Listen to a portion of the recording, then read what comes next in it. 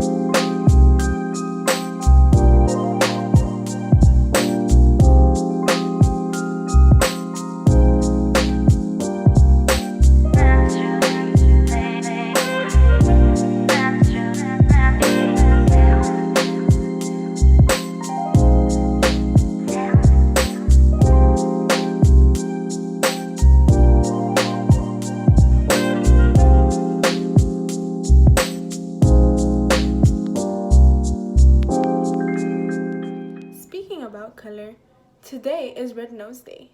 Dana, tell us more about that.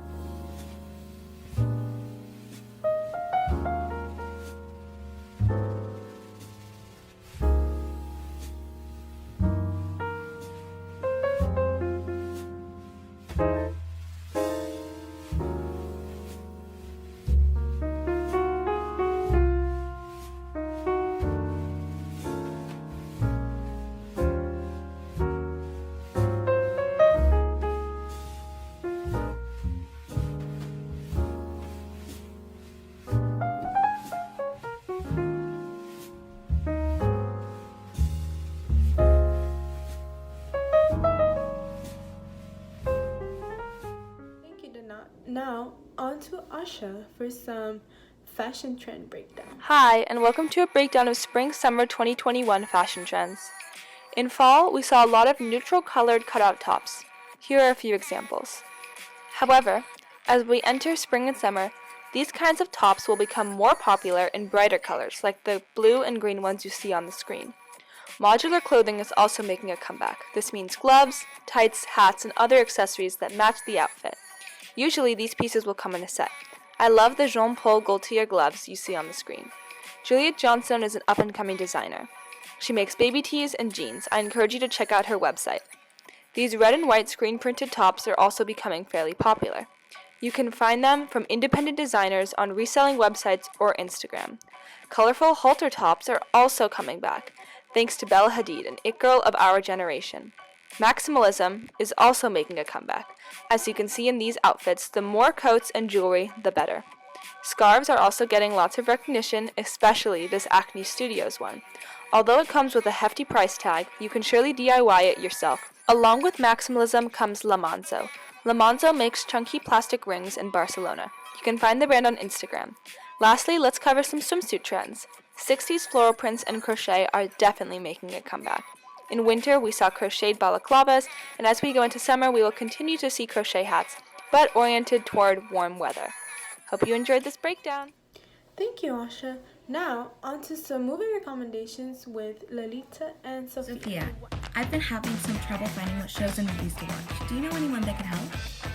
Yeah, let's ask some GALA students. Hi everyone, I'm Leilani, and I'd have to say that my favorite TV show at the moment would have to be WandaVision. I like WandaVision because first off, I'm just a big fan of the Marvel Universe. Secondly, I never really knew who Wanda was exactly because I would see her in movies every here and there, but only for like a little bit, and I can't really remember much about her. But ever since WandaVision came out, I was like, maybe I should give it a try because maybe I'll like it. And I thought it was really good. It just kind of tells what happens after the latest Avengers movie, which I believe was Endgame. I kind of forgot if any others came out. But it kind of says what happens to her character specifically after that. And it's just a really good show in general. So yeah. Hey everyone, it's Violet Jane Cooper here. A show I would recommend watching is probably Gravity Falls. Here's why. It's full of adventure, and I'm pretty sure it's just a really funny comedic cartoon. A movie I would recommend watching is probably Marvel Age of Ultron. Now, I know you think you need to watch every other movie, which is good, but I mean, it's just a fun experience. So eventful, and you never get bored. Thank you, bye. Wow, I'll be sure to check all of those out. Yeah, me too. I hope you have a great day. Bye. Wow, so many great movies, but we still have some more. Here is Kennedy with more movie recommendations. Raya and the Last Dragon is about a sinister monster known as Drun threatening the land, and now 500 years later, those same monsters have come back to torment the land. Raya must defeat them. It's PG and it's on Disney+. Coming to America is about needing a male heir to their throne. Prince Azim returns to Queens, New York to find his long-lost son and bring him back to Zamunda. It's rated PG-13 and it's on Prime Video. Cruise the New Age is about the Crude family that discovers a walled-in paradise that meets all of their needs, but now must unfortunately deal with the Betterment, a family that is a couple steps above their evolutionary time. It's PG and on paid video on demand. Last but not least, Wonder Woman. Wonder Woman is about how Diana Prince lives quietly among mortals in the vibrant, sleek 1980s. She maintains a low profile by curating ancient artifacts. And you can find it on YouTube and Amazon Prime and Vudu. Thank you, Kennedy. After watching all those movies, I think I'm gonna need a stretch. Here's Malika with some different stretching techniques.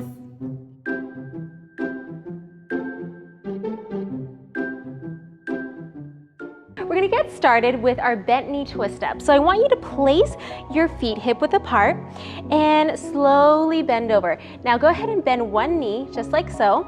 Place the hand in the center of your feet and twist up just like that. Really getting that nice twist in your back and also feeling your hamstrings. Go ahead and bend the other knee and lift up.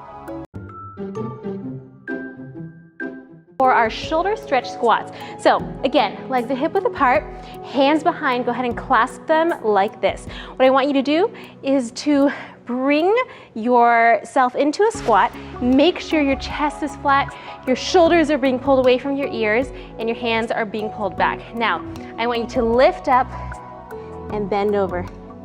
Press your hands away from your back, okay?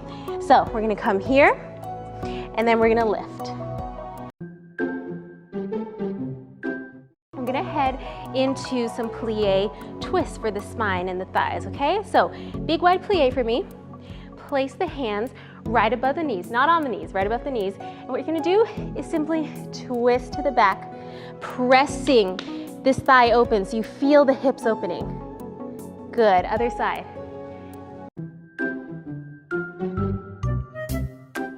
Malika. Now, on to birthdays of this week.